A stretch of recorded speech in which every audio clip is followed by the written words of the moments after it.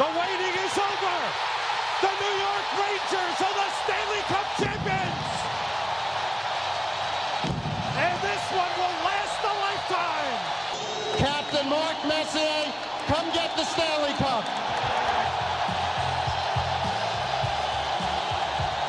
Tina Turner's song, Simply the Best, blaring on the loudspeaker. That's the song the Rangers listen to before the game.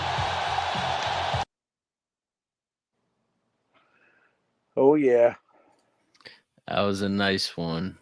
Very nice one. Welcome, fans, to episode 94 of Rangers Ed. I am your host of the evening. We are without our usual host, Cousin Ed, as he had to step away for a personal reason.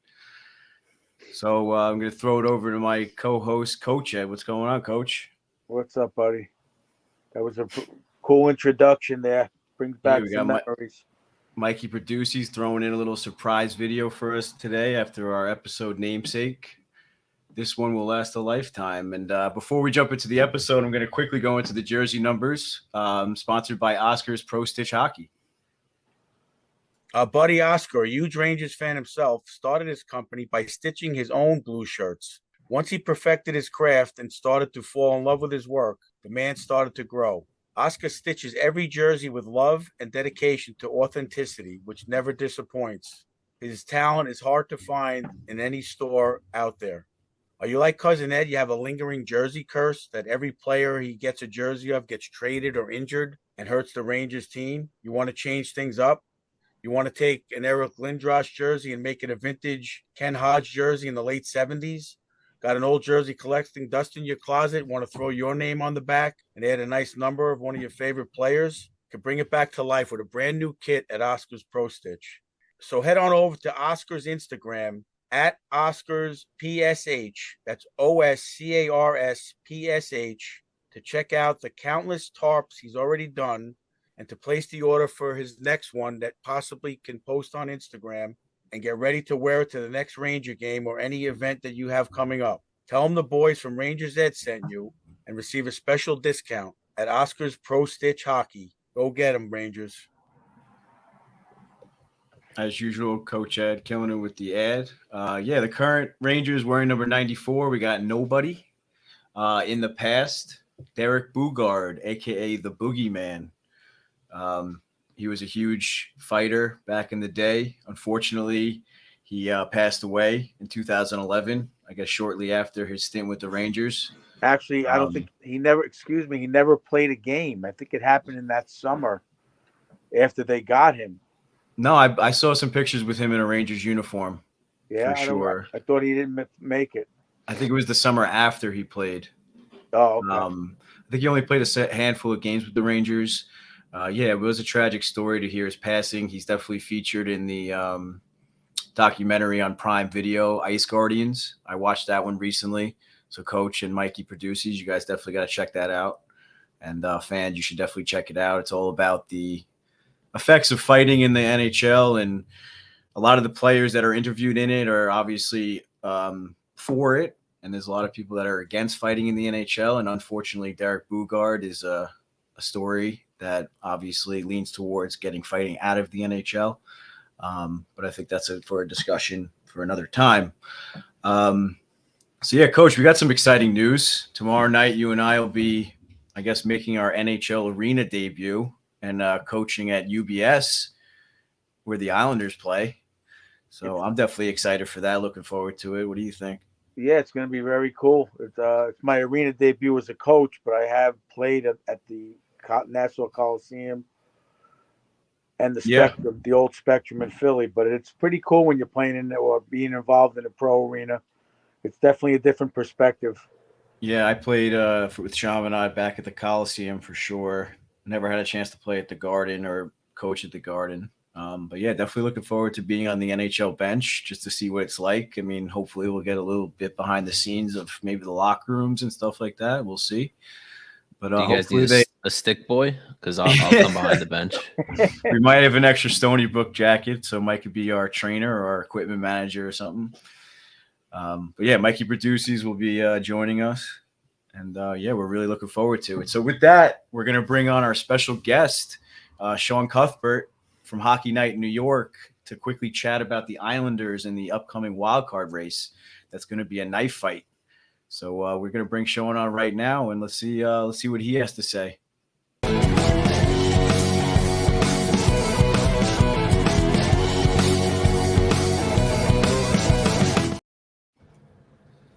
What's up, boys? Hey, there he is. What's up, Johnny? How Not we doing, wearing fellas? Islanders gear, wearing his Predator shirt over here. Yeah, I'm really hurting to do some laundry, boys. It's been a long time, and I don't really know how I feel about coming out to the Rangers goal song, but I'll try to get over that as the show goes on. How you guys been? Yeah, pretty good, buddy. Good, pretty brother. Good. Awesome. Thanks for having me on. Good to see you. Yeah, Shoney's been joining us at our outdoor skates. That's I right. guess sponsored by Rangers Ed. I had to force him to wear the Rangers logo on his chest, but Yeah, thanks. I think it balances out being on my team and having to wear the jersey. I think you'll have to suck it up for at least one more time, right? Yeah, I can manage that, I guess. Yeah. Well, I didn't burst into flames when I put it on, so I guess I'm all right. Well, technically, it's our podcast shirt, so it's not a Rangers jersey. So, I mean, you're supporting us. Okay, all right. That's fair. I'll go. Just for the record, I'll never put on an Islanders podcast shirt to play. Yeah, I don't know about that. Well, that's a We shame, might- Ed, because remember those tickets that you left for the raffle the other night at Lost Farmer? What I get? You won one. No way. Yeah, you did. You won a podcast shirt and a hat. So sorry, bud. You're gonna have to take them. Yeah, you got to No, let me know I what like. size I you are. like Winner's a I actually winner. I like the emblem in the shirt. I like the emblem. You guys did a great job in that. There's Thank no you. logo. There's no Islanders logo anywhere on it. Yeah, This so is I true. could deal with Hockey Night in New York. I could deal with it. Okay. All right. Sounds good. Yeah. So, Shoney's here. We got one more outdoor skate. I wanted to mention that this Saturday morning. So if anyone wants to come out, shoot me a message on Instagram and we'll have you out. Sean, I guess we'll jump right into it. We got an upcoming I don't know, what do you want to call it? Intense wild card race. Islanders coming off a big win against Pittsburgh last night, kind of making a statement after the Barzal injury. So, I mean, go ahead. It's never pretty. Yeah. Never graceful. That's the kind of season that the Islanders have had. It's been really up and down, big time roller coaster. And, you could probably only count on one hand how many times they put in a 60-minute effort. And last night was no different. But they seem to be able to squeak out these wins where they just kind of wake up. They're like, all right, there's 15 minutes left. We'll turn it on a little bit now. And that's kind of what they did last night. And in dramatic fashion, they came back and they won. So it's encouraging, especially with Barzal being out. That's obviously going to be a big problem for this team. He's apparently week to week. At first, he was out indefinitely. We didn't even know if he was going to come back this year. And now it seems to be week to week. So if they're still in it, they'll get him back around March, April for hopefully a little run towards the end there. Because luckily, the teams around them in the wild card chase all aren't very good either. So they're kind of clumped together with the Pittsburghs, the Washingtons, and then creeping up from behind. Now Florida's in there. Washington, I already mentioned Washington. Buffalo, Florida. Buffalo, yeah, I was going to say. And I was looking at the standings earlier today, and I knew that they had a bunch of games in hand, but Buffalo has 6 games in hand now on the Islanders. 12 points. Yeah. I did not realize that. Yeah, and the Isles are only 5 points up on them, and Florida's 3 points, I think, up on Buffalo too. So I'm actually kind of most concerned about Buffalo right now because they're playing really well. Their point percentage is actually better than pretty much every team in the pack there. Yeah. They have these young up and coming players now. Dahlin's finally kind of came out. He's one of the best defensemen in the league now. And I'm a little concerned about Buffalo. I'm kind of like, yeah, Washington, yeah, Pittsburgh, they're there. They're going to be a little bit of trouble, but I'm actually a little more concerned about a team like Buffalo and Florida right now. They're kind of turning on now too. They got a couple of guys healthy now, and it looks like they're going to make a push too. So it's going to be a race to the end. I mean, what is that? Like 5 teams right there. I don't think we've seen anything like that in a while, at least that the Islanders have been involved in, so it's going to be exciting. Probably lose some hair, probably go gray over the course of it. But I'm glad they're in it. They had 2 big wins against Pittsburgh. Wasn't sure what was going to happen there. I'm sure you guys saw the Boston blew the doors off them on Saturday. That was kind of a scheduled loss. But look, they're in it, and we're probably going to see more of this up and down stuff, and it's really going to be a test to see what they can do with Barzal out of the lineup. Yeah, I mean, Buffalo seems to be kind of like that up and down team all season. I mean, and you can't really count out Detroit either because they're sitting at 52 games. So it's actually 5 games in hand on the Islanders. So Buffalo must have played last night or something. Okay. But yeah, either way, I mean, I'm shocked by that. That seems like a lot of games to have in hand. I mean, even looking down further, Ottawa has only played 53 games also. So yeah, I mean, that's definitely dangerous. Yeah, the weird thing is for the Islanders is over the course of time, they're usually a team that plays catch up. They usually have a lot of games in hand on other teams in seasons past. Like, it's actually like as an Islander fan, it's like, we're behind a couple of points, so we have 3-4 games in hand, we'll be fine. But it's just not the case this year. It's the exact opposite. So they have no choice but to keep winning because eventually these teams are going to catch up with those games. Yeah, Islanders in Florida have the most games played in the entire Eastern Conference, it looks like. So. Coach, what were you going to say before I cut you off? What do you guys think about that when we keep talking about it? I mean, they need to play a full 60 minutes. I feel like we dealt with that with the Rangers. I mean, other than the Bruins, do you think there's any team that comes out and plays the full 60 minutes this year? I feel like you see a lot of interviews on NHL Network where that's the common press conference quote from the coach or other players,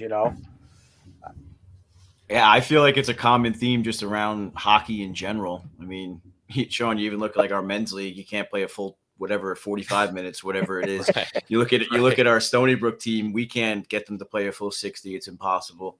I mean, that's just like a common theme. And I think finding that perfect chemistry and that perfect formula to be able to play the full 60 minutes is where you get your Stanley Cup winner, right, at the end of the day.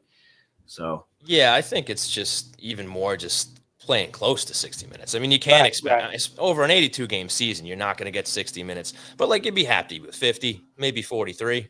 Yeah. But I think when that discussion comes up, it means that the games that they've been playing are so far from 60 minutes, right? Right. Or maybe they show up for a period and a half, and maybe they give up the first 2-3 goals in the beginning of the game, or vice versa. They go up early, they're looking good, then they come out of the second period intermission, and all of a sudden it's like the wheels fell off, right? And they're giving up a goal or two and they're giving the game back. And this has been that sort of season, at least for the Islanders, where even the games that they're winning, it's dicey for at least, 15 to 30 minutes of the game where you really, you can kind of convince yourself that they're probably going to lose the game. And then either they turn it on at the end or they did enough in the beginning and they're just hanging on for dear life towards the end. I mean, I said it on our show. I think it was just this past weekend, actually, was they beat Seattle. What was it, last week or whatever it was, 4-0. And that might've been their closest game to 60 minutes of the entire season. It took them until game 55 or whatever it is. Yeah. And it's just been an ongoing problem. And it speaks to a lot of different things. I'm sure you guys ask yourselves the same question, right? Is it the guys in the room? Is it the coaching staff that they can't get these guys up for closer to 60 minutes? But for whatever reason, it's been a problem, and it's cost the Islanders a lot of points in the standings. Well, I was going to ask you that, Sean. What is your feeling? Because it's my feeling that maybe that they're not prepared enough for the team they're coming into play. I don't know. Is the schedule too busy to prep for these games and watch videos and have pregame sessions where they could learn about it? Is it coaching, you think, or what do you think with the new coach? It's tough to say, and especially going from the system that they had prior with Trotz, right? They all knew they learned and they knew how to play a defensively responsible game, right? They all knew how to cover their guys. You guys seen enough of where that the Islanders did a really good job of minimizing quality chances for other teams. Even if the shot totals went up, the shots were to the outside. They usually let whether it was Lehner or Varlamov, Greiss, they were able to see the shots, and there wasn't a lot of threat in front.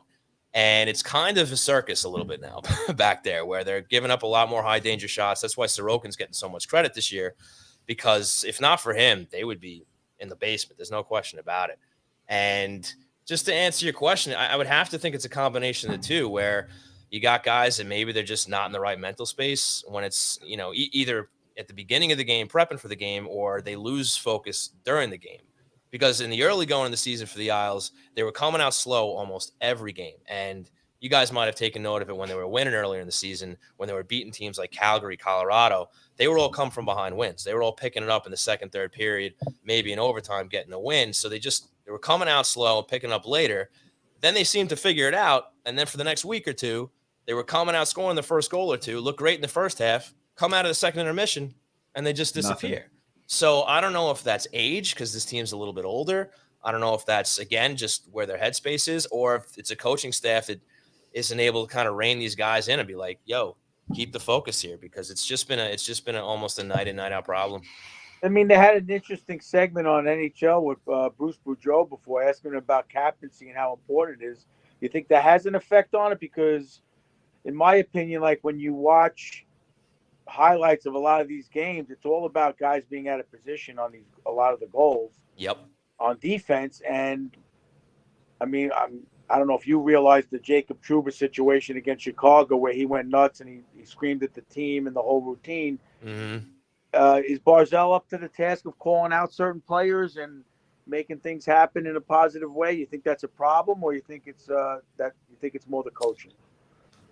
If I was gonna lay the blame anywhere, I mean, I would look towards the coaching before the leadership, because Lee's been the captain now for the past, ever since Tavares left. Well, Lee, and he's been highly touted as a leader in the locker room. He's well respected, and I don't think he's lost the room, or even the leaders in the team. If anything, you talk about defensive assignments and stuff, like as you're talking, I'm kind of thinking about it. I'm like, Romanov's still pretty young. Dobson's pretty young. The guys that they've had rotating in there, filling in for the guys that they've lost, like Letty and Taves. You have guys like Sebastian Aho, who hasn't really figured it out yet. They've gone through a couple other rookies like Balduke, and they've tried some other guys that for whatever reason, they just haven't found that defensive footing. But I've seen guys like Mayfield and Pellick and Pullett getting caught out of position too, and that's what boggles my mind, is because they've known how to play responsible and smart defensively. So it's kind of just something, as an observer, I haven't been able to figure out. People are quick to say, oh, well, it's the new system under Lambert, but you still know to cover a guy in the slot. You still know how to cover a guy, in front of the net when your partner's in the corner, right? When the puck's in the corner, you're supposed to still keep your head in the swivel and watch out for and it just seems like just basic hockey. For whatever reason, these guys are just missing like simple assignments that are leading to just backbreaking goals, and it's been happening all year. I think that's what it comes down to personally, because I mean, just from my experience on this mediocre level, you teach, and if they don't go out there, if it's not between the ears, it's all about what you can do under pressure. And some of the guys, it just snowballs. I think you squeeze the stick, you're making mistakes, and the tenseness. I don't know what it's tough. It's a lot of pressure out there. Yeah, funny thing is the issue for the Islanders used to be the offense, and then they kind of figured that out. And now it's the defense that's hurting them. So go figure. Yeah. Well, I was going to bring that up. You're saying that the defense is going to hurt you guys in the long run. I want to kind of bring it back to Barzal. And before that, I want to apologize for casting the spell on him last week at Peter Luger's when Mikey and I saw him at maybe he just consumed way too many calories because he was eating. We might have put something in his steak. Yeah, I don't know. Well, that would shock me. The Rangers had sabotage. Thanks, boys. I would never do something like that. But no, clearly he's one of your best offensive players, if not the best. You guys just traded for Bo Horvat. We want to get into that in a few minutes. But losing him, obviously, on the front, didn't seem like you guys were suffering too much last night with the win against Pittsburgh. But, I mean, looking more into the future, you think that's going to really be a struggle for you? Or for them? Yeah, I mean, Pittsburgh's one thing, right? Like we were just saying, they've been having their struggles this year too. Jari didn't have a great night last night either. That was his first game back in I think 8 or 9.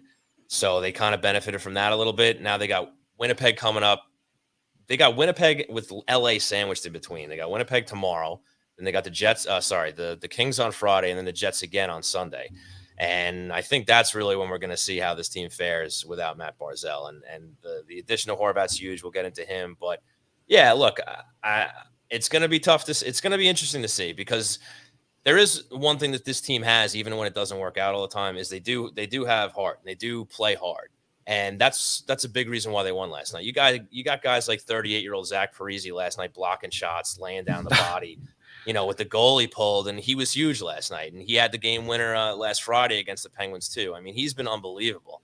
So if they have guys, I always forget they have him. And he's been great. Like, I just wish they had him in his prime. The guy would have double the amount of goals that he has right now. Right. But he's been awesome, and he plays his ass off every night. Like, I always knew he was good, but like I never watched him a lot when he was, on the Devils or on Minnesota. I mean, you saw him every now and then on the Devils, obviously, but on a nightly basis, he puts it out there every game, always busting his ass. And it rubs off on the other guys. It's a good influence for the younger guys in the team. But that's a mentality this team has had for a while, right? Even if they didn't have the most skilled guys, and it's probably a big reason why they went as far as they did those couple of years against Tampa, was because they always just played hard and they were always just a pain in the ass to play against. So if they keep that up, anything could happen. And look, with a goalie like Sorokin back there, you can steal yourself a few games. You guys know that. You lived through the life of Lundqvist for a very long time, so you guys are well aware of that.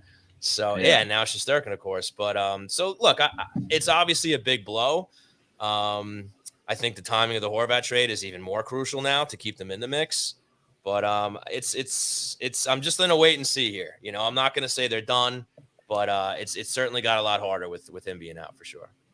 Yeah, might as well jump right into that now too. With the Horvat trade, I thought Lou was just gonna ride off into the sunset and not do a thing before the deadline, and he surprised us all with the Horvat trade. I mean, I guess he didn't surprise you because you called it on your show. But he seemed to have made me my words a little bit. I kind of had doubts on whether or not he was going to be the goal scorer he was in Vancouver over on the East Coast. I think Coach Ed talked about that in one of our previous episodes too. But he seems to be lighting it up for the Islanders, and I'm sure you guys are very happy. I think I saw he was your hero of the week on your show. Yeah. Or maybe like every week. So he might have to be. Yeah. So he's an exciting player you guys obviously added. So, I mean, yeah. What are your feelings on that? Yeah, it's a huge get. I know a lot of people were a little worried about the trade at first because, you know, there was no contract involved. And, you know, there were fans that were like, they gave up a lot to get a guy who might, you know, jet at the end of the summer. And as everybody knows, the Islanders haven't had a great history with players that they bring over that they hope to sign later on. So there was a little concern there. But I think once he put pen to paper on a contract, it's a really good trade for the Islanders. And, you know, we can worry about the future later with their complete, you know, bare cupboard of prospects and draft picks. But this is a team that clearly needs to and wants to win now. They got the new arena. They got to keep fans in the seats there. They want to get playoff hockey in there. They want that playoff revenue. I know that's not things that fans care about, but it's a matter of fact and it's reality. And Matt Barzal, as well as any first-line center that's come before him over like the last 20 years, has needed a running mate on that first line.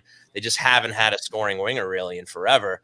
So it was a huge trade, and I get the skepticism because his numbers prior to this season were a little more, I don't want to say average, but, you know, more of a 50, 60-point guy, right? Like not your 30-goal scorer, 80-point guy. So I get that, and hopefully he keeps his current numbers going. But since he's gotten here, he's been outstanding.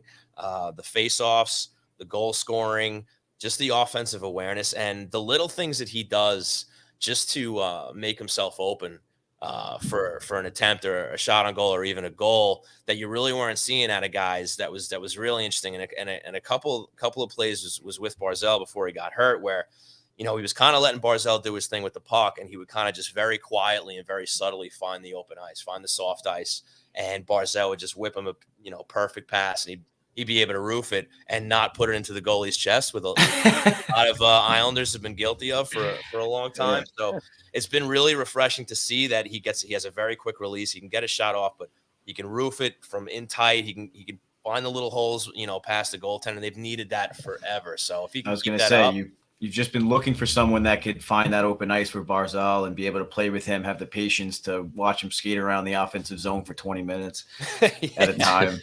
But he finds space for that dish, but then he finds space behind the goalie. That's the most important thing. Yeah. Yep. Yeah. No, he's lighting it up. You can't argue with that. He's so good defensively too. He's back checking. He's played a little bit on the PK now with guys like Pajot hurt. So he's kind of been doing it all. And he scored a big goal last night, and he was pumped after it. So it looks like he's embraced this team, and he's excited to be there. Yeah. I mean, he definitely signed the contract, so you can't argue with that. And it's funny that you brought that up about the postseason and getting the revenue in. We talked about that. It seems like the Islanders literally can't afford to go through a rebuild right now as far as ticket sales go. Season ticket holders, or whether they're leaving or they're getting discounts, things like that. So yeah, to try and build that arena and then all of a sudden go into a rebuild, it's not going to work. So the Islanders just got to try and find whatever it takes. So do you think Lou's done?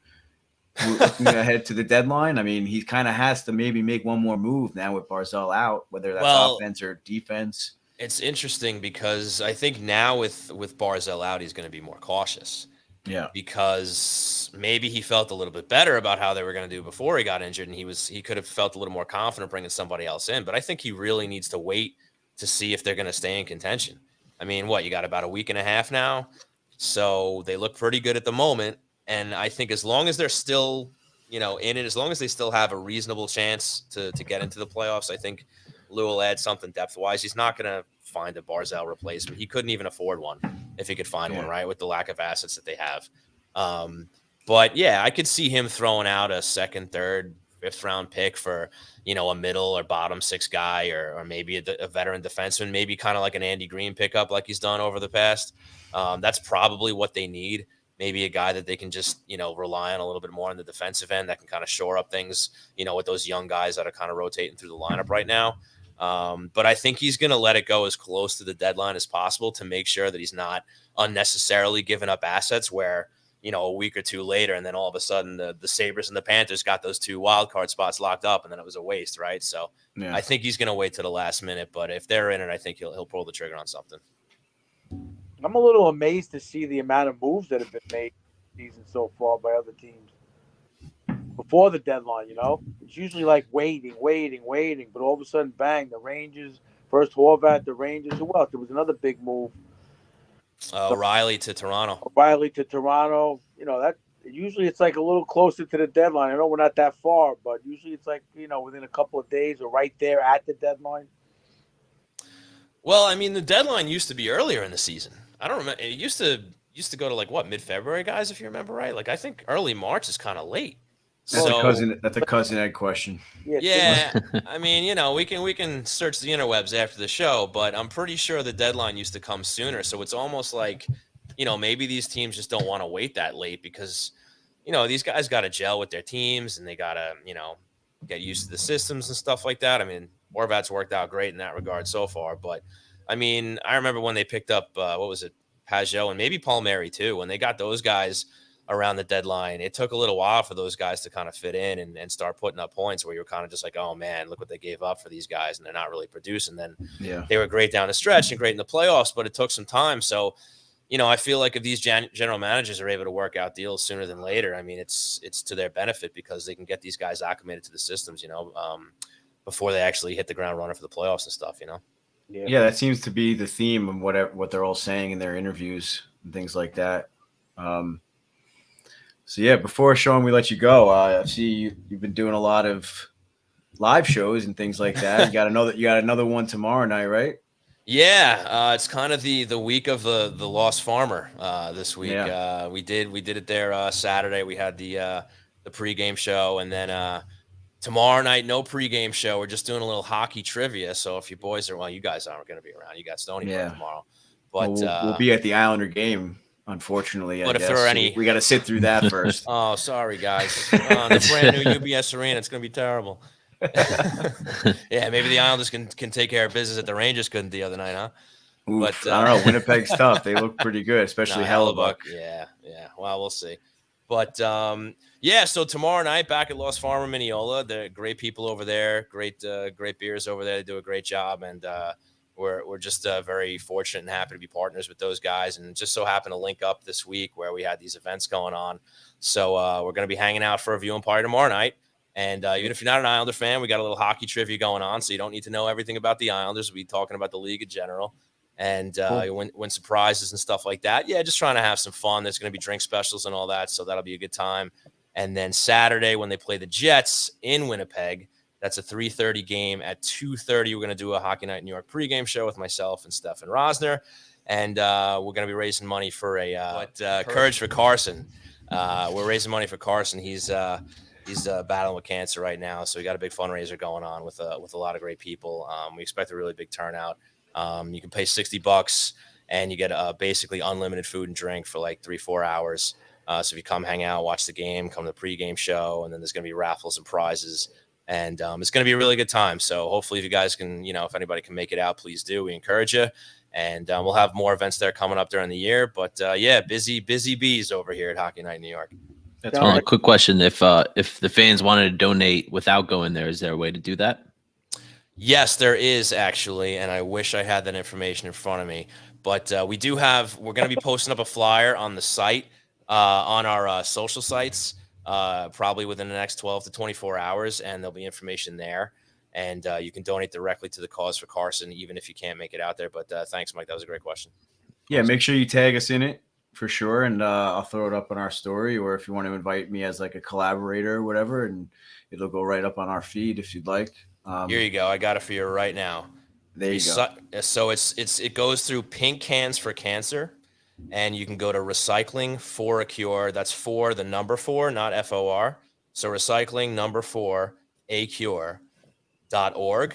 And then basically there's an info line. Basically it's like, who or what you're donating for. You can enter Carson, CARSYN, in the info line, and that money will go directly to the cause to help them out. So any donations would be appreciated. That'd be great.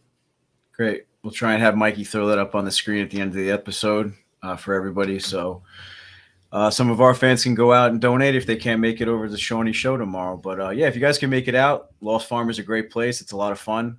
Shawnee was generous enough to have us on one of his live shows earlier this season. It was a blast, and they have great beers and great food, like we said. And before we let Sean go, Coach, you got anything for him? That fundraiser's Saturday, right? Yes. Yes. Yeah, yes. I mean, I'll go as long as you put the Ranger game on. Don't the Rangers play in the afternoon too?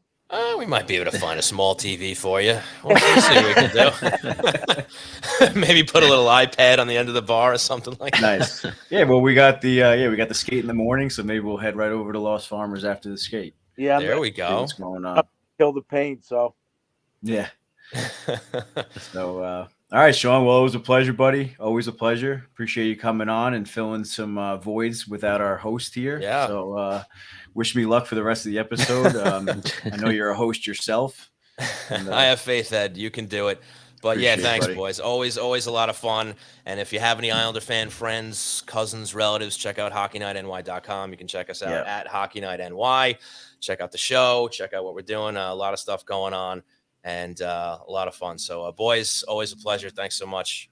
Really appreciate it. Thank you, Sean. I appreciate it. Thanks, Sean. And I know Stefan wasn't able to join us, but your co-host, Stefan Rosner, right? Yeah, Stefan Rosner, Chris Bada. Yep. They both are great guys. So shout out to them. Maybe next time they'll be able to join us as well. And they're great followers as well on Twitter. Stefan, I know, covers kind of a lot of the league too, not really just the Islanders. So yeah, and mainly focused on the Islanders, but he does a great job. You can check him out at NYI Hockey now. Yep. He is dedicated. He's busting his ass every day, all day. So if you're an Islander fan, NYI Hockey now for sure. Awesome. Well, if he's available, we'll have him on another time. So thank you, Sean. Appreciate it. Thank you. Take care, boys. Thanks, Sean. Later, buddy. Well, always a pleasure to have another special guest on. Like I said, we're trying to fill the void without Cousin Ed, so let's see how I can do. So prior to last episode, the Rangers were 31-14-8, and since the last episode, they won 2 games. They lost 1, and they lost another one in overtime. And their current record they're sitting at is 33-15-9. That's 75 points. They're 3rd in the Metro and 5th overall in the NHL, so not too shabby. I think I was looking before, and the top 6 teams are all from the Eastern Conference in the NHL. So it's going to be a tough battle looking ahead for the playoffs and the wild card race, like we spoke about with Sean. Before we get into that, the Rangers had a big trade. Tyler Motte is coming back to New York, a familiar face from last season for the 2nd year in a row heading into the deadline. And they were able to finally get rid of Gauthier and a 2023 conditional 7th round pick, which becomes a 6th round pick if the Rangers win a round in the playoffs. So I think we got to assume or hope that that's going to happen. Coach, what do you think about finally saying goodbye to Gauthier? Well, I think they gave him enough of a chance. He got some decent minutes. He got, I don't want to say top line minutes, but he got some good quality time. He always showed that little bit of potential with the speed and size, but there's just not a spot for him to get enough time to probably develop enough in the NHL, right? Motte fills the void that we definitely need. He showed what he had last year, and any of the interviews you hear on from Gallant, they just raves about him. So definitely, I think that 4th line role. Yeah, I think Gauthier definitely had his opportunities. I'm going to disagree with a lot of Ranger fans saying that they never really gave him a chance. I think during those like early rebuild years, like during the COVID season and things like that, he definitely had a lot more opportunities when they weren't really loading up for the playoffs like they are now. But really, it's just like every other player we talk about. He's just not going to really have a spot on this team. And bringing in a guy like Tyler Motte, like we said, a very familiar face. Yeah, he plays Gallant's style of play. We saw that last year. Knock on wood. Hopefully he's able to stay healthy for the entire time this time. I think he went down with like a knee injury last year for a couple games. So, yeah, hopefully he stays healthy, and I think he's going to be a great addition. Mikey, what do you think? What's the point? Like, I don't remember what happened at the end of last year. Did they just not come to terms, or they didn't want to re-sign him? Yeah, I mean, I wish Eddie was on the episode because I was going to ask literally the same exact thing. I think that's the big thing that Ranger fans are complaining about. Like, why trade for him when you could have signed him for X amount of dollars? And right. I think the answer is that he's not as much of a cap hit at this point in the season as he was for the entire season. Right. I think that's got to be it. It's kind of tough that you're still giving up something for him, but I think we got to look at the positive that we're not giving up Gauthier for nothing. And I think that's what was going to happen eventually if that was the case. I think at the point they were going to sign Kako, right? Last year they had to make a couple of signings, so there wasn't enough to give him that 1.5. Yeah, I remember towards the end there was enough, but they would have been like put them right at the cap. And that's obviously not where you want to be heading into the season. You want to have a little bit of space, I guess. And maybe out there might have developed into something that he had potential for, and they were taking a shot, you know. Yeah. Or maybe maybe they told Motte, go sign with Ottawa. We'll get you at the trade deadline. Yeah, you never know. All part of the plan. Yeah, you never know. So, I mean, I think I'm not sure what Motte's current contract is, but I want to say he signed for 2 years with Ottawa. So that technically the Rangers have him next year. I think that means. So yeah, I mean, I look forward to having him for the rest of this year, and then we'll see about next year heading into the off season. Two things. First, everybody keeps saying that he's Gallant style player. He's a playoff style player. That every team. He's just a hockey player. Yeah, every team needs that kind of player. You can't have. This enables them to trust to putting out 4 lines without even hesitation. The way their lineup is right now, and Motte, like they said on the pre in the NHL when they were talking about it, he already played here, so he knows the system that he played last year. So there's no surprise. There's very little development time, and he gets to step in with a lot of familiar faces. He's not in the locker room where he doesn't know anybody. At the end of the season. So it's a very comfortable transition for him and the team. Yeah, I mean, he actually, I got to walk this back a little bit. The cousin Ed walk back. 1 year, he signed for 1 year, $1.35 million. So, correction, the Rangers will not have him for next year. So, I guess we'll see how he does in this playoff run. Hopefully, it's a very long playoff run, and we'll see what the Rangers decide to do with him in the offseason. 1.35, you can't really expect them to sign for much more than that next year. But we'll see. So now we'll jump into the games. I mean, the Rangers led off this stretch with a win against the Canucks. A little bit of an ugly game for Shesterkin. We'll get into that, especially in the first period, but he was able to bounce back. And then they came out flat again against Edmonton, and they've battled back. What was it, 4-1 at one point, 3-0, then 4-1. They battled back. Shesterkin was able to shut the door towards the end of the game and in overtime. I thought the Oilers were definitely going to win in overtime. They had many chances. But Shesterkin was able to shut the door, did his job, and the Rangers got it done in overtime on that one. But then they bounced back against Calgary. It was a hard-fought game. Halak started this game and ended his winning streak with an overtime loss to the Flames, 3-2. And then they ended this stretch with what seems to be a bad loss, but I don't think they really played that horribly. I mean, Connor Hellebuck stood on his head, saving 50 shots out of 51, and led the Jets to a 4-1 victory over the Rangers. So the Rangers won 8 straight games with a point, which was snapped by Winnipeg, and they had a pretty good stretch here, Coach. What do you any big highlights or anything you want to talk about in this stretch? I mean, I think the theme is the slow start in almost every game here. Even Vancouver took a 1-0 lead. You know, Shesterkin doesn't seem to be focused early in the games. I mean, Halak let up those 2 early goals. I think they were more screenshots. I'm not going to blame him. But if you watch Shesterkin, he just seems to be that split second, very, very quick split second behind the shot, not in the right position where he normally is, off the goal line. I mean, I haven't had a chance to listen to Valaquette's analysis of him between periods, but he's definitely not as sharp as he has been in the first periods of these games. Yeah, without a doubt. I mean, coming out in all these games, like you said, he's coming out a little flat. Doesn't really seem to have the confidence. I mean, Halak, even though he lost that overtime to Calgary, I mean, he seems to be the better goalie right now. So I don't want to say overall goaltending is an issue, but obviously Igor's numbers are not what we're used to, and it's getting a little scary. But you got to think that he's going to snap out of it. I mean, maybe the Rangers will give Halak another start coming up here, and maybe Shesterkin just needs some work with the goalie whisperer, and he'll snap back out of it. But it seems like a mechanical issue to me.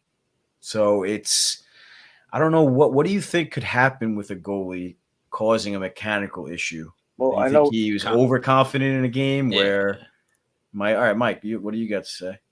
I honestly think it's like cockiness almost. I think he thought that obviously the incredible season he had last year, to come out thinking that you're going to do the exact same thing, or that you don't have to put in the work, or not to say that he's not putting in the work, but I think it's a little bit of cockiness almost, and he lost the fundamentals almost, like Coach was saying. That split second in hockey is a long split second. He doesn't seem to be tracking the puck, I think is the word. Right. Against Edmonton, there was the 3 goals early that the guy had a lot of net to shoot at, in my opinion, from the TV view. Mm-hmm. A lot of net. And he just looked at his glove like, oh, how did I miss that? When the guy had like the whole top right corner, you know. Yeah, he had the I think it was Hyman on that one. He had the whole top right corner, and then Draisaitl on the 4th goal had the whole blocker side.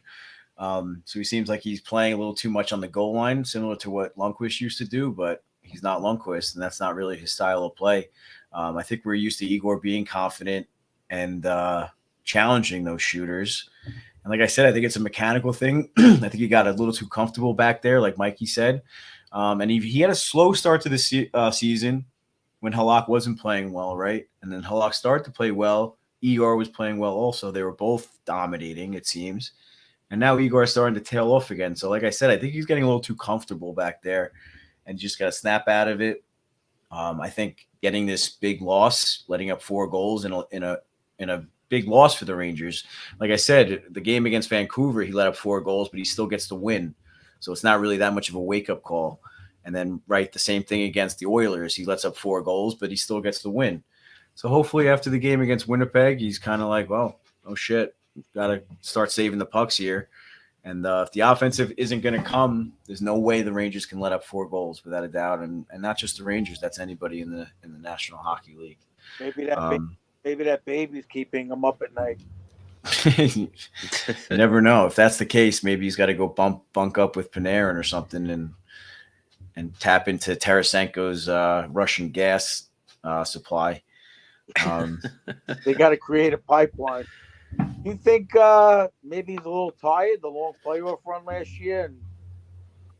Yeah, I mean, you always got to think that's a factor, but at the same time, Halak's getting a lot of games. I don't have it in front of me in comparison to last year how many games Georgie got in comparison to how many Halak's getting so far this year.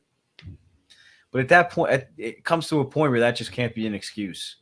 I mean, he's a young guy. He's not an older goaltender. He's got to be in shape. I mean, if it is he has a newborn at home, I mean, he has the money where he doesn't have to be up all night. he could be paying somebody to do that, but that's besides the point. So yeah, I think he's just got to figure it out. Like I said, he's got to snap out of it, spend some time with the goalie coach, and hopefully he comes back strong in the next game. We'll see if Gallant decides to throw him back in there or give him a rest. I mean, I guess before we move on from this topic, what do you think? We'll go each of you guys. Mikey, do you throw him back in the game in the next game, or you give him a rest, take a seat, and let him sulk in it for a little bit? Definitely sulking it. I feel like Gallant's that type of coach. I mean, he sat Laffy. He's sat a lot of, players to not quote unquote teach them a lesson, but to kind of wake them up. So, yeah, I would definitely sit him. I would definitely play Halak as much as he could, even if he had back-to-back games, to kind of get the message across to Igor that he needs to wake up a little bit for sure.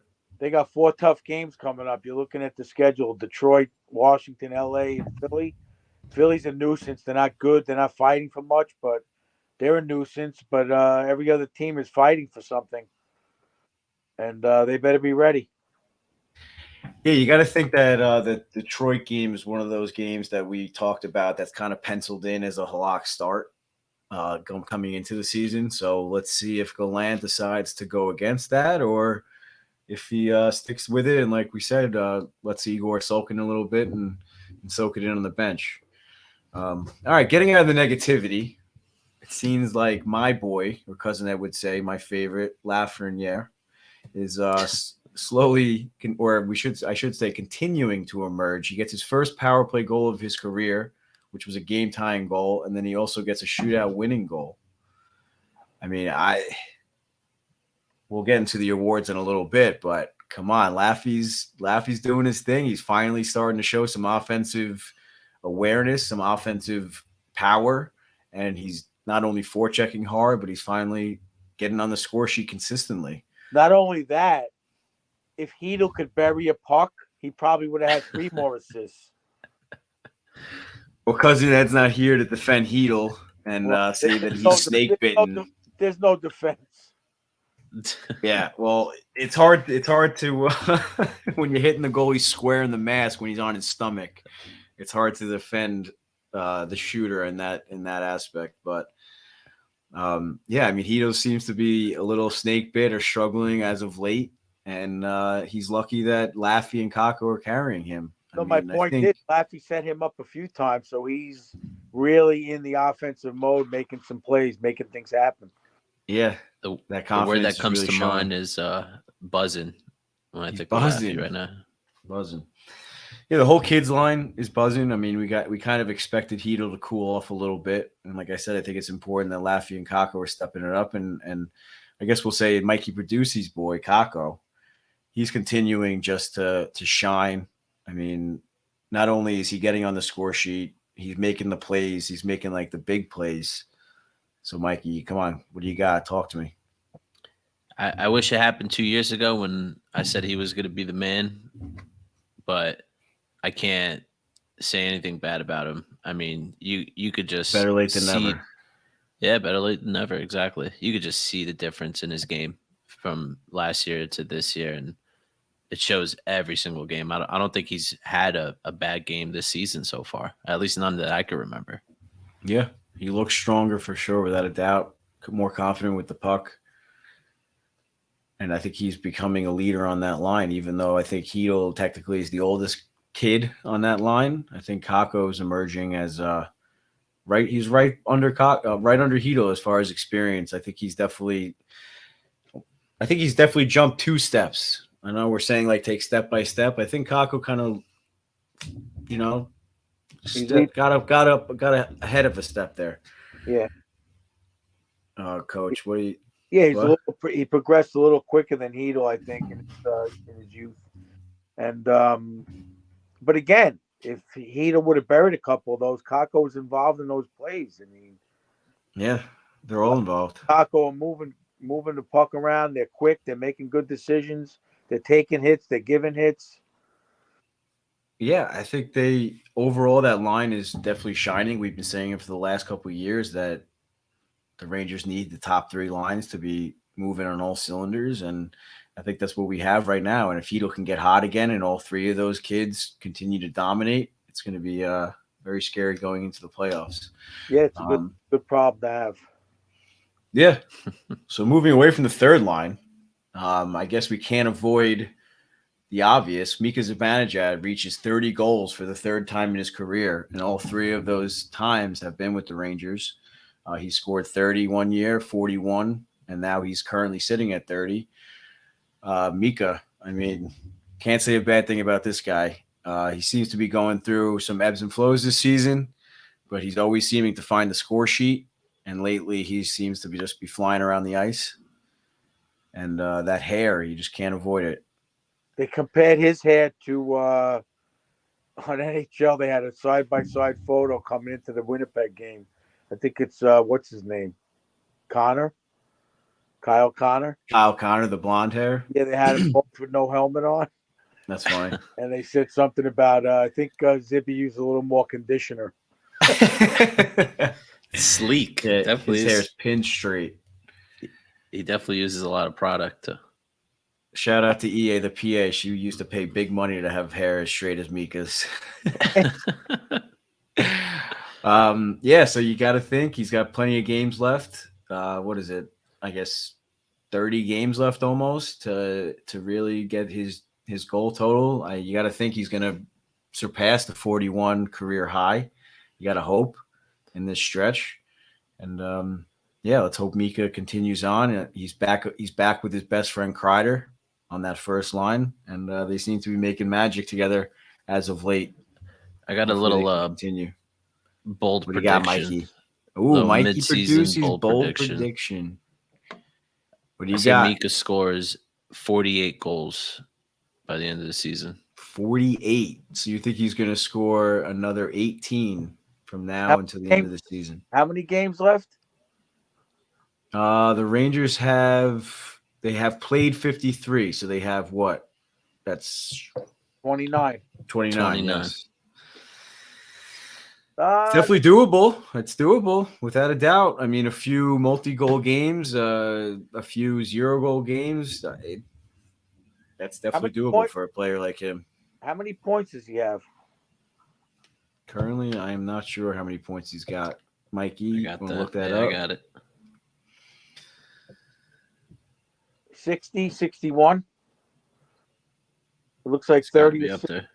He's got 30th assist in the Oilers game. So 60, yeah. 60 points. More importantly, you think he's going to make the 100-point mark? That's 40 points. And how many games did you say? 29 games. 29. That's steep. That's steep. I think he'll tickle 90 points without a doubt. I mean, I was just about to say. I mean, the good thing about Zibanejad's game is that he can get just as many as assists as he can goals. And it's usually pretty well balanced.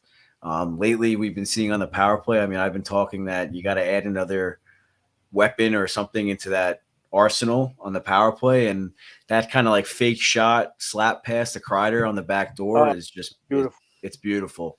I mean, it's starting to get to the point where I think they're trying it too much. I think they got to kind of like save it for certain times, take the shot at certain times, blah, blah, blah. But when that works, there's nothing prettier than that. And their chemistry is something else. They had a few highlight reel goals in this stretch and a lot of tic-tac-toes, and you can't argue with that chemistry. I did want to talk about the Rangers power play. I mean, while we're on the subject, what are your thoughts, Coach, on not putting Tarasenko in that spot on the right wing? I think he's going to get there. I think they're just going to wait it. They're going to try it. Tarasenko's still trying to fit in. Once he gets a hot hand and things are happening, I think he's going to get there. I think it's going to happen. There's going to be a point where they need to change it up, like right now when they're struggling, and they're going to change it up, and I think it's going to work. Yeah, I mean, nothing against Hedl, like we said. I mean, there's a lot against Hedl we talk about. Hedl was already off of it last night. I was just watching the highlights. He wasn't on the power play at the end. This is going to be a test to see if Cousin Ed actually listens to the podcast afterwards to see how much we talked about Hedl, his boy. But yeah, I mean, I said that to you. There was one opportunity that Hedl had where I thought immediately, I was like, if Tarasenko had that puck on his stick, that's a goal. And Hedl hesitated for a split second, and the goalie made the save. I feel like if Tarasenko's there, that puck goes in. But when I say nothing against Hedl, I think he deserves to be on the second unit. I think it's silly that I think, Coach, you always said it when we've been coaching for years together, that we always just keep the lines consistent. If we have the opportunity to just send the lines out, they already have the chemistry So Yeah. why split up the lines for the power play units? That doesn't really make much sense to me. I agree, because then it throws off your whole line scheme after the power play, like I've talked about before, and I don't understand it. If you go with it. Yeah, if you have a power play, whatever eligible player, lack of a better word, Hedo's already on the power play 1, so obviously you trust him on the power play. You have his other 2 line mates on power play 2. Why not just put him out on power play 2? Yeah. I mean, I guess they were trying to, like, he was hot at one point, so I guess they were trying to hand, play the hot hand, catch lightning in a bottle for a few there. So yeah, I guess it didn't really work the last couple of games, and hopefully Tarasenko will make his way. Who was on that top unit? I think Tarasenko might have been out there. He was? All right. Well, I mean, you got to think he's got that nice shot from that right side, and that's always been my favorite spot, or my favorite play is try and find that guy on the right wing. I mean, me personally, the way Trocheck's playing with Tarasenko and Panarin, I would put that power play unit out, and I would put leave VC on the power play. I don't know, they're not going to do it, but that might play. VC's passing well; he's getting scoring chances. Well, if you put Panarin, Trocheck, and Tarasenko out there, then you got to take Kreider off, because you're not taking Fox off and you're not taking Zibanejad off. So that means Kreider's the odd man out in that equation there. To me, I would keep it the same how it is now, or whatever. I guess Zibby, Kreider, Tarasenko, Panarin, and Fox on power play 1. On power play 2, I would put the kids line with Trocheck and Miller. That would be my power play 2. I think that'd be pretty nice. And then you could always mix in Trouba if you want the heavy slap shot from the point instead. And I think that's something that they should at least experiment with if they haven't already in practice and whatnot. Yeah, they definitely have to shake it up. We'll see what happens against Detroit. Yeah, I don't really think the power play was really an issue. I think Hellebuck, like I said, just had an unbelievable game last night. How many power plays? They had 4 power plays, 0 for 4. Is there one for shots they had on the power play, shots on goal? Not on Cousin Ed's outline. I'm sure we could look that up. Power play shots on goal. I'm not really sure. It might be a tough one for Mikey Produces. I mean, at 50 shots. Yeah, you got to give me an easy one. At a 50 shots, they must have had a lot of power play shots. One of these episodes, we're going to have a competition. We're going to time them on quick Googles. see who can win the competition. But yeah, against Calgary, they went 1 for 2. Against Edmonton, they went 2 for 4. And against Vancouver, they went 0 for 1. So like I said, the power play is not really struggling. I think Hellebuck kind of, but it's never a bad thing to mix it up. And like we talked about earlier, just to be able to have many options. One of our fans messaged me earlier today on Instagram. Let me pull it up to get his name. But he asked, like, who would you put on that power play 1? And I told him that. And I kind of said it's like a bad problem to have. The Rangers have a lot of power play eligible players. I mean, knock on wood, you got to think that one of them is going to go down at some point between now and the end of the season heading into the playoffs. And they're going to have to fill in those spots seamlessly. And I think that they're doing a good job of trying to find that perfect combination, like we talked about all season. And I think they're pushing the right buttons, and we'll see how it goes. So heading into the playoffs, or looking a little ahead to the playoffs, what else do you think this team needs? Do you think Drury's done? I mean, there's still rumors that Patrick Kane could be heading to Broadway. But other than that, what do you guys think the Rangers need to add? I mean, if Kane's coming to Broadway, it's obvious that someone's got to go, right? Yeah. Hedo's gone. No, I don't think they're going to trade any of their top prospects, that being the kids line. I think that's kind of like just out of the question at this point. Well, why else would rental for Patrick Kane? Why would Chicago trade for them? They're not going to trade for a veteran. Why would you give up a veteran to get a veteran? Unless the salary is significantly less. But what veteran were you talking about? I don't know. Who would be Kane worthy in a trade that Chicago would want in a rebuild? What I read is they could give up Kravtsov, they could give up Jones, they can give up some picks, and then they need that third team to eat some salary. I saw earlier today that the Maple Leafs are getting Ryan O'Reilly for like 1.8, And what's his salary? like 6 or 7 or something like that. So the St. Louis ate some of that, and then I think who was the third team? Minnesota ate some of it for some reason. What do you mean So like Minnesota get anything? they got some picks or something from the Maple Leafs. It was like they that's what I'm saying. It's possible for these teams to do it. So I wouldn't give up hope on Patrick Kane. I think it's definitely possible. But I think what Drury really has his eyes set on is solidifying that fourth line. I mean, I know we're kind of beating a dead horse. We talked about it last episode also. But I wanted to bring up, or I saw that Lecision only played like 9 minutes or something like that last game. So I think that's kind of a sign that they're, or at least Gallant's giving up on him, which is kind of quick considering they just got him recently in a trade. Don't forget, like I keep saying, there was 4 power plays. How many power plays did Winnipeg have? 1. Wow. All right, so that's 10 minutes of the game of special teams.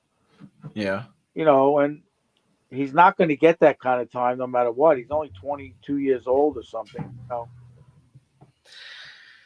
Yeah, I mean, I don't know. I'm not really sold on him. I don't think he really has that grit or has that like in your face mentality that the fourth line needs heading into the playoffs, especially now that they got Tyler Motte, who's going to be on the wing. You got to think maybe Gaudreau or VC is going to be on the fourth line with him. But either way, they got to find someone else to fill in those other spots. And I mean, what if they got Kane and VC goes to the fourth line with Gaudreau as the center? That's what I'm saying. I mentioned it in another episode. You either got to load up the top 9 and make that fourth line very good too with those guys, or you got to find another good player, not a player like Gaudreau, not at his price, but like a younger Gaudreau, a Gaudreau player that doesn't have the pedigree or the resume that Gaudreau has. You know, that you need that style of player, and I don't think Lecision's that player. And I just saw today that Brodzinski scored his 100th AHL goal. I don't know what they have against him, man. I think he's a great player. I think he could be a great centerman for that fourth line. So I don't really know. Maybe they're just giving him some more playing time in Hartford, and they're going to call him up heading into the playoffs. I think that'd be a great move. So I guess we're going to see how things shake up. I mean, Mikey, you got any bold predictions for the trade deadline coming from Drury or not? I think Coach is right. I think Heedle's gone.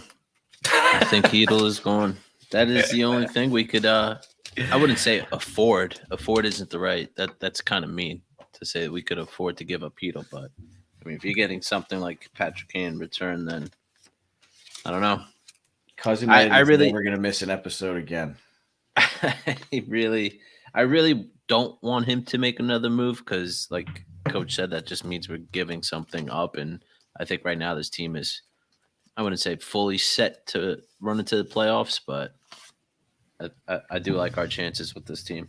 What is that guy? What is that guy Barbashev play? What position? Because he's been talked about a lot on St. Louis. I'm not sure exactly. Mikey? Barbashev? Yeah. He's been talked about on the trade rumors on NHL Network almost every day. And that Timo Meyer, but now he's hurt. But Ivan Barbashev plays left wing. So he could be he could be a left wing on the fourth line and Gaudreau at center. Yeah, and then keep VC up front or at the top 9, and then you got Motte on the right wing. Hey, I mean, they definitely got some options. They have some prospects. They have picks they could trade. I personally don't think Drury's done. I don't think so. He proved it last year that he made a couple of smart moves. I think he'll make the right move. He won't give up unnecessary, like Gravy told Eddie. Just trust Drury. He's smart. Yeah. I think he's going to make the move if they have it. If it's not there, he won't do it. And they'll, I think they got horses to compete. Yeah. Sure. Tarasenko was the big move. I mean, come on, getting him and then getting Motte right after. Yeah. Interesting that Tyler Motte decides to wear 14. I see Eddie wrote here. He wore number 14 in Ottawa, and he wore number 64 his whole career and decided to switch to 14. Like the backstory on that one. That was my number my entire life and throughout college and still. On Winnipeg, was there a 14 that he couldn't wear it? On Ottawa, you mean?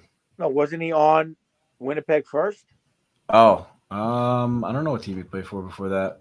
I think they got him from Winnipeg, didn't they? I forget. I really forget. Yeah, I'm looking forward to him. Looks like he got drafted by Chicago. Oh, Vancouver. Yeah.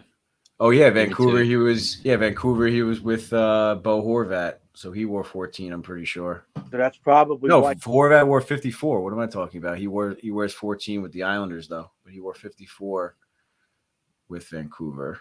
So I don't know. I don't know. Somebody has to be 14 on Vancouver that neither one of them could wear it. Yeah. Yeah. Is it retired in Vancouver? Well, I know we touched on earlier with Sean that the NHL teams are struggling to play a full 60 minutes, but the Rangers got 3 points off of 2+ goal comebacks on this stretch. It seems like that no quit. Shout out to Coach Ed's shirt that he's wearing right now. New York, no quit. Oh, and Mikey, I didn't even realize that. No quit in New York. I'm the only one. Courtesy of Joey Dollars. I was driving home from work and I stopped at his apartment to change to go to Sean's hockey night in New York. And I said, Joe, you got any Rangers shirts? Just kidding around. He goes, yeah, it's right on my dresser. My cousin gave it to me last year when he went to the Colorado game. He told me to give it to you. I go, you had it for a year? Got his little nightstand for a year. That's a nice shirt. That is. Well, he probably couldn't see it. Yeah. No, he knew it was there immediately. That's hilarious. You reminded me. Yeah, That's so funny. These are the shirts that the Garda gave out opening night. Nice. Very nice. Yeah, so heading over to YouTube to check that one out. I'm sure a lot of fans have the same one. Yeah, I mean, it's always good to see where, I mean, back in the past, I feel like if the Rangers go down 4-1 or something like that, we're kind of just like shutting the TV off and we'll watch the highlights tomorrow, whatever the case may be. But now, I mean, I had a bad feeling once the Oilers got that first goal, I was like, they're going to get another one. They're going to get another one. And then when they got the second one, I was like, this is going to get ugly fast. And then once I started to see Igor kind of shake it off, get back in his groove a little bit, the Rangers scored that first goal to make it 3-1. I was like, you know what? They're starting to get back into things here, and they did it. And then they also came back against Calgary, 2-0, right? And I think that's a huge thing. I think it started back in the playoffs, that no-quit mentality last year in the playoffs, going down in the series or multiple times going down in a series. And I think it's continuing with this group, and obviously it's a very interesting thing and very exciting to watch. Like I said, you don't want to turn the TV off until that final buzzer because you really never know what's going to happen. Yeah, I mean, you think they have the horses to come back in any game for sure, the scoring. So you can't give up as long as the goalie keeps you in after that slow start, which Alot did, which Chesty did. And, you know, you just hope that they could be a little more stronger defensively, like against the Vancouver game where they had the 5-1 lead or whatever it was, and you gotta hold that lead. You can't let them breathe. Yeah, yeah. I mean, we had a little bit of a little Ed's let's be real moment. Cousin Ed texted the group chat I posted on Instagram, thank God I'm missing this game. And then about 2 hours later, he wrote in the chat, thank God I only missed the first period. Yeah, I didn't want to jinx anything, but that was right around the time where I had that feeling that you never know, they might be coming back. And I was going to text in the group, good teams come back, but I didn't. So now I'm never going to be able to. I always got to keep that superstition now. So that's this week's Little Ed's Let's Be Real segment, where I had to talk Cousin Ed off the ledge psychopathically, or however, telepathically, not psychopathically. Yeah. Telepathically from here to Florida, I had to talk him off the ledge, and the Rangers came back. So, yeah, with that, I think we'll head over into the broadcast banter. It's a power play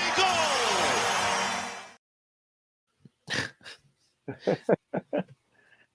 Joe's face just gets me like every time. Every time. Such a good pick. Coach, you got any on this stretch or nah, not much? I got two, so I could carry it if no one's got any. Well, I have one. I guess it's kind of banter. Sam Rosen did his usual jinx saying how bad Winnipeg's power play is. They're 3 for 30 in the last whatever. No sooner does he finish saying it, Morrissey takes the slap shot and scores. Oh my God! And he's like, well, there goes that. Or that's that or something. I forget what he said exactly. I'm like, oh shit. Yeah, at least he's able to make fun of himself a little bit on that one. Mikey, you got any? I got nothing, but I would love to know the stat on like how much Sam Rosen jinxes things like that, because it's got to be up there. Oh, it's constantly. It's constant. I mean, it's been a running joke since I remember since I was a kid that it's not just him, like any announcer. It's just always they're talking about something and it happens. It's just right. Yeah, it's funny. Well, it's bound to happen with him because all he does all game is announce stats.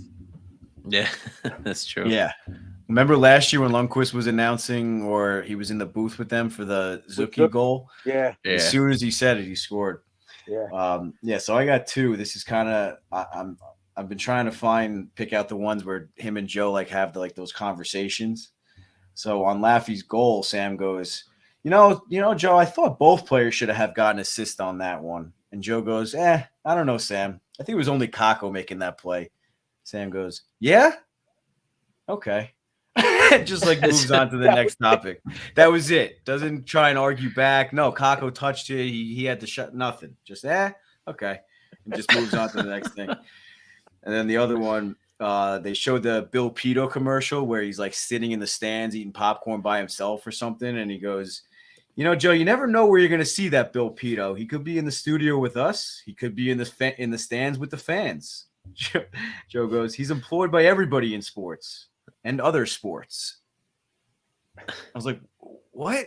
He does basketball. He does. Yeah, he does. I know, but he goes, he's employed by everybody in sports and other sports. Yeah, that is sports. Yeah. They're both other sports. So like he definitely just screwed it up. I thought it was funny. It was just like an awkward moment. Sam didn't really have anything to say after that. But that's probably why. I noticed Bill has a little bit of his wardrobe's getting a little better.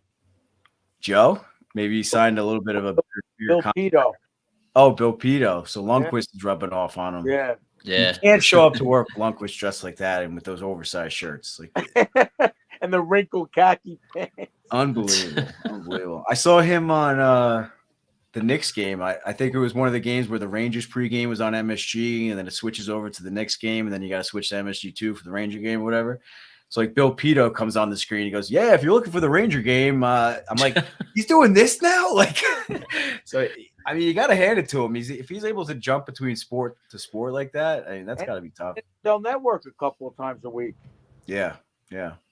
I feel like MSG probably has like not a joint contract, but good relationship with NHL Network because we always borrow Rupper and we're kind of giving the NHL Network guys sometimes. They're both in the city. Say we, I mean MSG. They're both in the city. Yeah, for sure.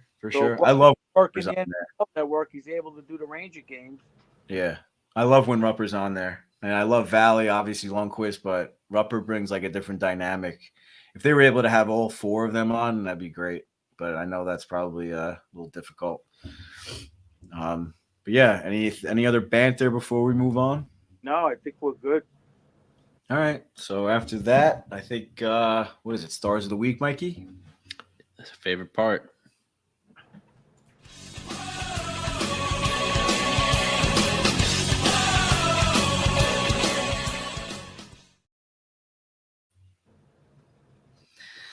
All right. I mean, in this stretch, I mean, they had one loss, one pretty bad loss, one overtime loss, but let's see what we got. This week's offensive player of the week. Let's go over to Coach Ed for the first one. I mean, we talked about it before. He got his 30th goal 3 years in a row. I mean, he's just a complete player. I wish they would talk about him more when they talk about players in the league. You very rarely see him highlighted on NHL Network. And he's definitely, to me, without a doubt, in the top 10 centers in the league. And I just don't feel he gets the love enough for what he does in a game. I guess we see him every game in and game out. So I guess it's hard to judge, but just a complete player. Yeah, I gotta agree. Mikey. I went with Mika too, and I gave him 3 exclamation points. Each exclamation points equals 10 goals. So if you do the math, that's 30. Nice. That is that your little bit of algebra 1? Correct. You need the key next to it. I went with Laffy, and I drew a little hard candy, or Laffy Taffy, if you will. I was going to go with Mika, but I couldn't think of anything to draw for him. I'm not going to lie. So I went with Laffy. No, I'm just kidding. No, Laffy had 2 big goals this stretch. I mean, one of them was the game-tying goal, I believe. Another one was a very big, important goal in the Oilers game. And the shootout game-winning goal was huge, especially for his confidence. I mean, going into the Rangers locker room after winning a game like that, after the comeback, pretty much solidifying the comeback or whatever, putting a cherry on top of the comeback. I think that's huge for him, player of his status, if you will. And I think he just gained a ton of confidence from that, and we're going to see a lot from him moving forward because of it. So, I mean, look at that goal he got against Calgary. It was very similar to the Vancouver goal, where he took the shot, he saw it laying there, he didn't just watch it, and he ended up getting his own little rebound type of play. So nice awareness just shows all the time, I think, Yeah, he's definitely he's not getting lucky. I mean, a lot of people say that he's just getting garbage goals or just putting in the trash, but he's still getting into that position. And it's very important for every line to have a player like that to go hard to the net and bury in those tap-ins or whatever you want to call it. And if Kakko's going to be the setup guy, or if Hito's going to be the finisher or the shooter, then the Rangers are going to need, or that line's going to need someone like Laffy to carry him in that aspect. So, all right, moving on to defensive player. Cousin Ed usually gives this one to me, so I'll start it off. I went with Mikola, and I drew a little yodeling horn with Mikola coming out of it. And I think he just stepped into this team somewhat seamlessly. To be honest with you, I never really heard much about him. I never really noticed him in games before this. And I think he's a great player. I think it's a great addition. Drury once again surprises us with a steal of a trade. And not only did they get Tarasenko in that deal, I think people seem to forget that they got Mikola in that deal too. And he's playing phenomenally, in my opinion. I mean, he's a player that they're definitely going to have a chance to keep. Tarasenko will be a question mark. Yep. But so he again, a 6th defenseman that they have a chance to keep for a couple more years. Yeah, he had an assist in the game against Vancouver. I think that was his first point as a Ranger. No, he scored last stretch, right, or something. I forget. No, he had an assist in the last. I don't think he got a goal. No, he definitely scored. Oh, he did? Yeah. I think that was a goal that they thought it was his, and then it was Panarin's or something. Wasn't that one that Joe and Sam couldn't figure out? But either way, I went with Mikola. So we'll go with Mikey Berducci's next. What do you got? I went with Keandre Miller, and I put a smiley face after his name because I always smile when I see him. I think Miller was the only defenseman to score a goal during this stretch of games, and I felt like he deserved some love. Yeah, can't argue with that. Miller was my runner-up pick in this one. He's definitely continuing his play throughout the season and been very consistent for the Rangers. I mean, Coach, what do you got? I saw him get beat a couple of times. That Calgary opening goal was a little rough to watch. I thought he missed, but I know everybody gets beat. But I gave it to Yarrow. Halak? Yeah, for that Calgary game after letting up those 2 early goals. He made, I'm going to say, about 8 to 10 high danger saves after that to give the Rangers a chance to stay in it. Yeah, he played really good. I didn't really see any outstanding defensive plays by the defensemen overall. I mean, I'm giving it to Yarrow. Yeah, I mean, I gave it to Halak. I think the last 2 weeks. I don't have Cousin Ed's spreadsheet in front of me, but I believe I gave it to him the last 2 weeks. He's definitely on a stretch, and it's nice to know that we have a reliable backup, if not a 1B at this point, because like we said before, in my opinion, he's playing much better than Shesterkin. He has a lot more confidence, and he's just out there doing his job. I saw that they were asking him about his plans after this season because he's obviously getting up there in age and his contract expires. And he's like, I'm not really thinking about that right now. I'm just trying to get the team wins. I'm trying to enjoy myself playing hockey, and he's definitely showing it. He's just out there having fun and saving the puck without a doubt. I mean, I think he would have had the win against Calgary if fucking Hedl could bury the puck. Relax over there. Yeah, relax with the. I could see you getting red. Panarin freaking sets him up in overtime. He splits the D and then just shuffles it. They didn't know what to do. All right, Coach, we're gonna get to the doghouse soon. Pump the brakes. Let's put a leash on him for a second. Let's get into the key contributor. Mikey, you didn't go first yet. What do you got? I went with Laffy Taffy. With a heart. It's funny that you said Laffy Taffy and I put it on my board, but I mean, I would just repeat what you said for giving him Offensive Player of the Week. You know, he's just playing great. You could see his effort out there, and no quitting Laffy this season for sure. Yeah, no quit at all. Everyone was doubting him, and he kept coming up. Coach, same thing. You know, I was going to put Laffy as well, and then I decided last minute to just give him the offensive player instead. I can't argue with that pick. Coach, got anything to add? I mean, just his effort, like we've been talking about, it's definitely a key contributor type of effort. He hasn't had too many pretty goals, really. A lot of them are all work. And again, talk about Hughes' development as far as learning how to play in the NHL, and he figured it out. I think the big difference is if Laffy could pick up the offense, he has the physical attribute to go with it, where Hughes has to avoid it. Laffy doesn't have to avoid going hard to the net. And I think that could be a big difference in a couple of years. Yeah, I love the way he plays. I mean, similar to what Mikey just said, every time I see him play well, I can't help but smile. And I love it. I love it. He's a hockey player. Like we've been saying this whole time, he's not going to give you 100 points. He's just going to go out there and play hockey, and that's what he's been doing. And it seems like if he's having fun, then the success comes with it.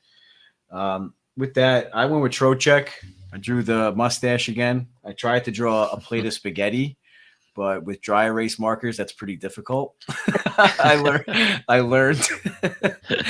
So I went with Trocheck. I mean, same old story, man. They keep switching the lines on him. I know it's not hard probably to play with players like Panarin and Tarasenko. I mean, they're elite players in the NHL. They have been for a long time. But just getting used to new line mates each week, continuing to get the faceoffs. It seems like the Rangers have been struggling with faceoffs in this stretch. But you got to think Trocheck isn't the reason for that. And I think he's just playing well. I think he got a point in every single game. Yeah, 2 assists against Calgary, a goal, the only goal against Winnipeg. He actually did not get one against Edmonton, but he had one against Canucks as well. So yeah, Trocheck. I think he's just. I don't hate that. I was going to give it to him, but I had to give it to Laffy. But I got Troche on the highlight play to give a little preview. All right, let's get into it, Coach. What do you got for the highlight play? I missed a lot of the games because they were late. I didn't see the full games of all of them, so I watched all the highlights. He was on like every highlight, goal or attempt. He's always involved. Even if it didn't go in, he had to fight. He was just in all 4 games. He was involved heavily in a positive way. So I gave it to Breadman, passing it to Troche, who gave the backhand to Tarasenko against the Flames. I was going to give the Zibanejad to Kreider shot, which was beautiful, but I had to give that play to give Trocheck something. Because that right in front of the goalie, he makes that. I thought it was like by mistake, but then I saw the replay, and he definitely dished it to Tarasenko, who, like you said, buried it where Hedl would have hit the post or shot it over the net. Without a doubt. Without a doubt. Yep. Perfect example. That was a beautiful play. Yeah, for sure. I'll go next on this one. I went with the Kako pass to Laffy, and I drew 2 kids holding hands. Wait, I think that's going to be a are they playing leapfrog, Mike? Yeah. Yeah. Go get my glasses. What is that from? From the What I bird. missed? Birdcage. Oh. Yeah, so I think that's hopefully going to be a relationship for a very long time. And that pass, it seemed like Kakko was actually trying to get that one to Hedel, but the puck got deflected off the defenseman, and Laffy was crashing the net or coming in for the support. And what we've been trying, or what I always stress with our Stony Brook players, is try to receive the pass without stick handling and setting yourself up for the shot. So what Laffy did there is he received the pass, and in one fluid motion, he just sniped the top left corner. And I just thought it was a beautiful shot. And being a lefty and myself being a lefty, I know that's just a hard shot to make. Shooting across it, receiving it, like I said, not stick handling and not setting yourself up, being able to pick his head up the entire time, find that spot, and still release it as well as he did. I just think it's a beautiful play. And like I said, Laffy, when he does well, I can't help but smile. So, Mikey, what you got? Last but not least. I did go with that play, that tic-tac-toe play. Tarasenko to Mika with the fake shot to Kreider. That was beautiful to me. Yeah. So, I mean, Tarasenko is going to be involved. It's going to get better. He's going to get better and better. He's going to get more comfortable. It's going to be good. I think it's going to be key. 30 games is going to be enough for him to get ready for the playoffs. Oh, for sure. Yeah, honorable mention. I wanted to give it to Mika's snipe on the 5-on-3.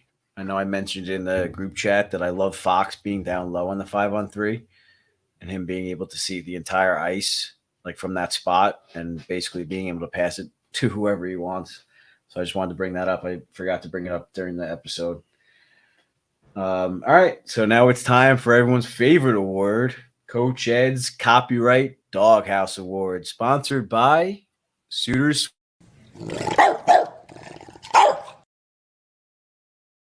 Shout out to Meg and her sister Michelle and the rest of the team over at Suitors Sweet Treats. They never cease to amaze us. I actually got another box in the mail today. I saw it when I got home from the gym, and I didn't get a chance to open it. I have no idea what it could be. So, Megan, I'm going to kill you. Stop sending us free stuff. Actually, keep going. I feel bad. I got to return the favor. I don't have any time, so I got to make her something. I got to send her some stuff, a little fan package.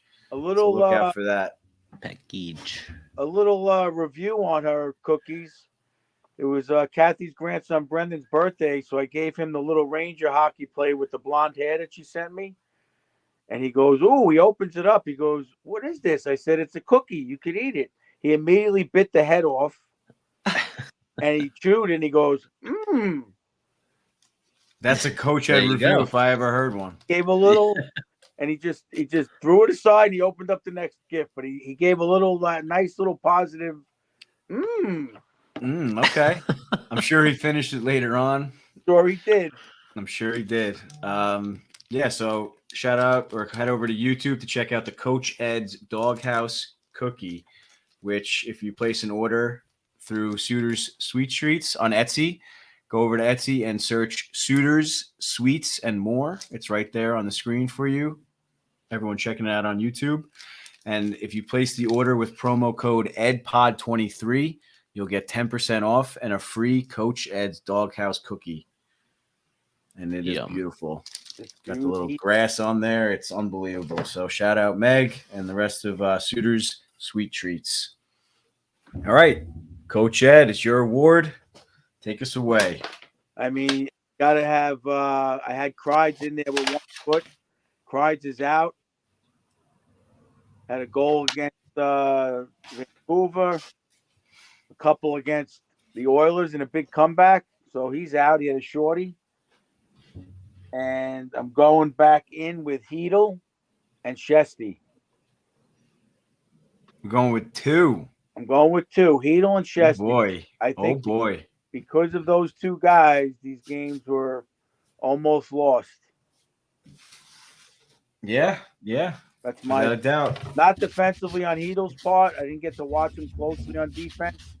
but just missing opportunities that he was burying. I think Cousin Ed's 30-goal prediction is now looking glim. Maybe Gallant's putting him in a different spot so he doesn't get to 30 so they can re-sign him at a cheaper price. I don't know. Somehow Cousin Ed will blame Gallant on it, but yeah, without a doubt. Yeah, I mean, I can't argue with those picks. Mikey, what do you got? So last week I had myself and Coach Ed's laptop in the doghouse. Unfortunately, I set myself up to stay in the dog. Get myself out of the doghouse, but I failed to do so. So I will remain in the doghouse with Coach Ed's laptop, and Igor will join me, and we will watch highlight film of his horrible games lately, and hopefully we both can get out of the doghouse by next week. Can't argue with that pick either. And you can watch the highlights on Coach Ed's laptop and see if it's able to buffer properly. I went with Igor as well, and I drew a picture of an IV bag with the Russian gas. Nice. Because that's what he needs right now. He needs the gas to bring him back to life. And yeah, because if the Rangers are going to make a deep playoff run, unfortunately, I don't think Halak has enough gas left in the tank. And I don't think Tarasenko brought enough for both of them.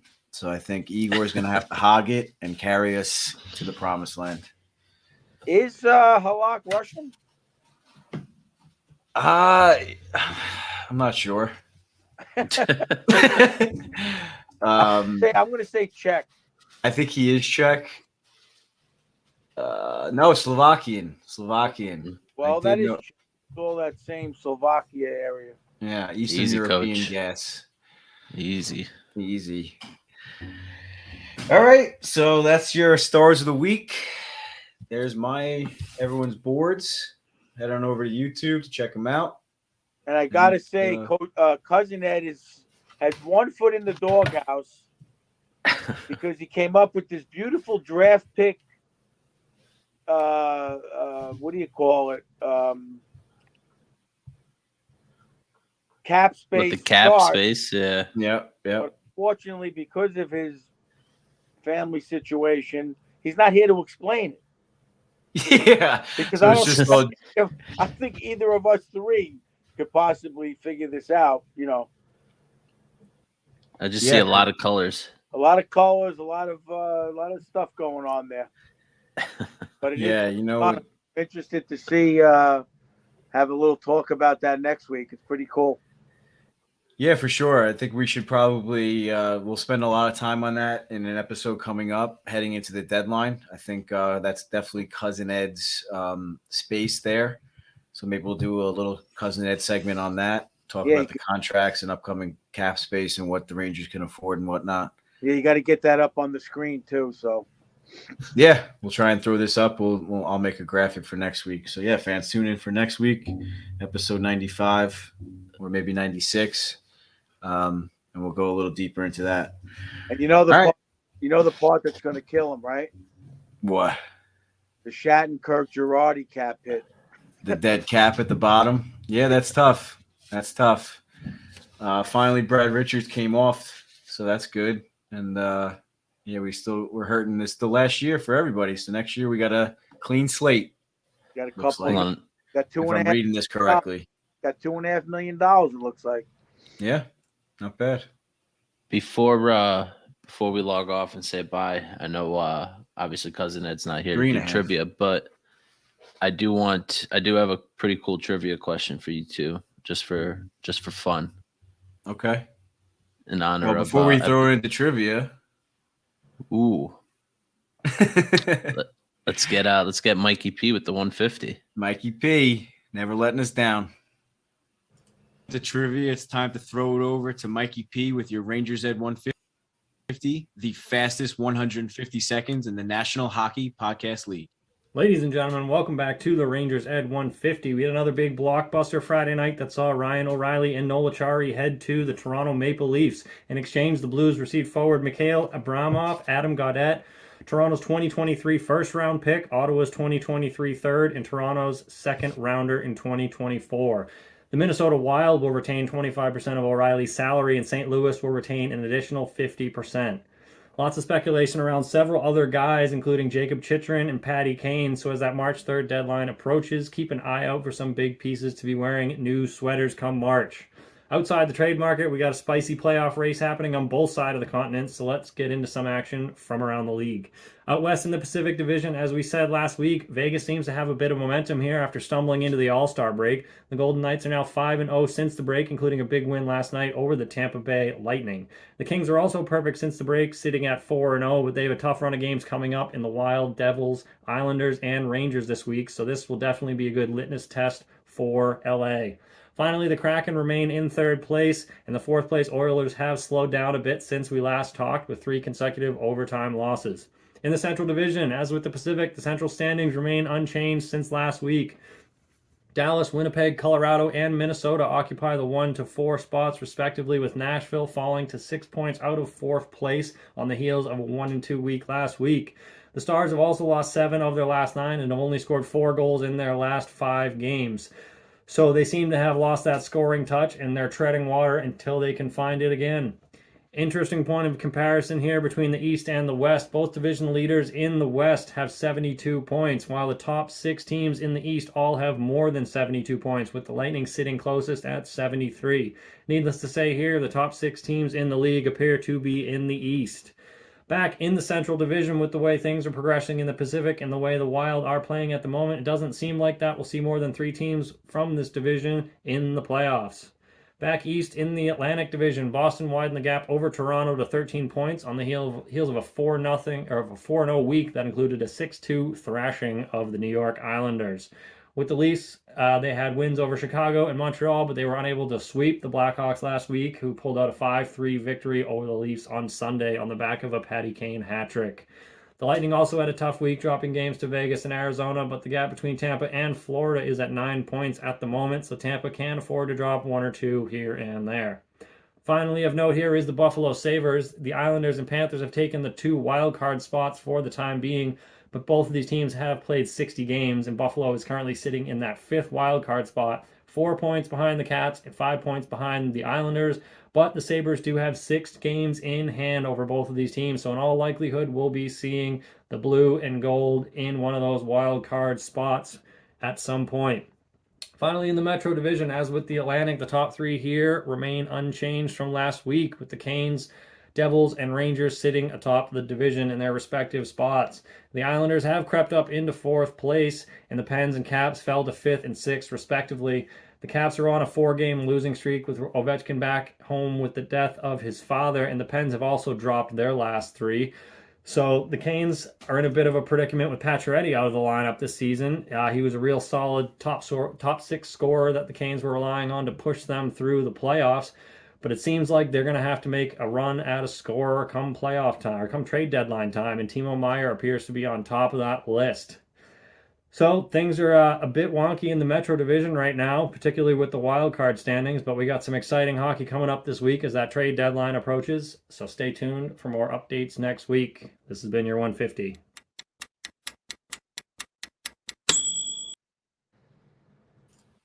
Good job, Mikey. Mikey P. He stumbles over his words sometimes, but it's just unbelievable how he's able to do that. I mean, I know it's not 150 seconds. Surprise, surprise. But no, he absolutely kills it. There's a lot to cover. And I mean, I guess you got to give Bill Pito credit because he actually does it in 150 seconds. Well, maybe we have to change it, call it the Mikey P 250. The 250? All right. I don't even know if he's able to keep it at 250, but we'll have to talk to him about a rebranding situation. Mikey Deuce and a half. Yeah. Mikey Deuces. Shout out to Mikey. He absolutely kills it. And looks like he's starting to add some knickknacks here and there. I saw a little Boston hat in the background this time. Looked like it was a little retro hat. It looked like maybe it belonged to his father or something. But yeah, we'd have to check it out next time. So head on over to YouTube for Mikey. And if you haven't checked out our YouTube channel, definitely subscribe without a doubt. And Mikey Produces is putting up those 150 clips as like a little separate playlist. So if you want to check out around the league, or if you're a listener and you're not a huge Rangers fan and you just want to check out Mikey 150's clips once a week, that's a great spot to go check it out. So you could just listen to him and get your around the league action. So that about wraps up the episode. You guys got anything else to add before we say goodbye to the fans this week? Definitely. I want to give you this little trivia question I found. Oh, right. Forgot about Poppy that. O'Neill's calendar. Okay. In honor of episode 94. What 6 defensemen were in the lineup for the New York Rangers in their Stanley Cup clinching 3-2 victory over the Vancouver Canucks in Game 7, June 14th, 1994?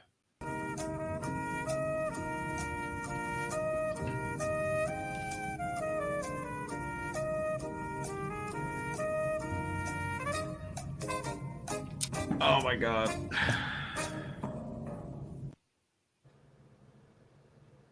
Shit, I think I have 5. I got 3 so far, and the 4th one's on like the tip of my tongue. Oh, my God. All right, what do you got? Kevin Lowe. That's who I was thinking of. Leach. I got Leach, Bukaboom, and Zubov.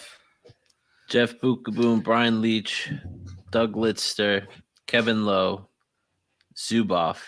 And the one you guys didn't get was Jay Wells. Jay Wells, right. All right. Well, that's a good question. I wonder if Cousin Ed would have got that one. I'm not going to add it to his spreadsheet without him. I don't want to. I'm sure he's going to have to check. He'll check the count just to make sure that we didn't do it. I'm sure. Got to put that I got 5 out of 6, so I got 5 points, and you got 3 out of 6. You get 3 points. Yeah. So now he's not in the lead anymore. Yeah. He'll lose sleep tonight. So shout out to Cousin Ed and Theo, taking care of what they got to take care of tonight and tomorrow. And he will be back next week. We got news today that one of his trials got moved to August. So thank God I do not have to host another episode without him.